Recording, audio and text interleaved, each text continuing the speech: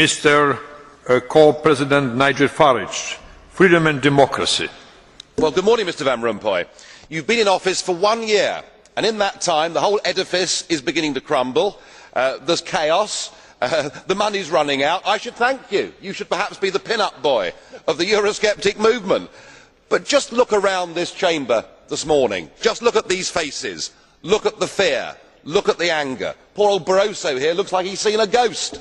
You know, they're beginning to understand that the game is up, and yet in their desperation to preserve their dream, they want to remove any remaining traces of democracy from the system. And it's pretty clear that none of you have learned anything. You know, when you yourself, Mr Van Rompuy, say that the euro has brought us stability, I suppose I could applaud you for having a sense of humour, but isn't this really just the bunker mentality?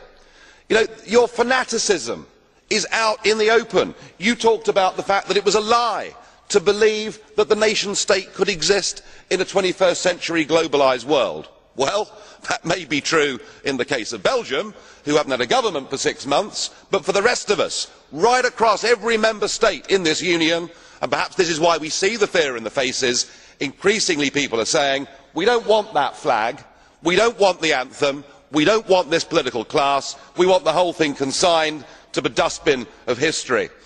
And we had the Greek tragedy earlier on this year, and now we have the situation in Ireland. Now I know that the stupidity and greed of Irish politicians has a lot to do with this.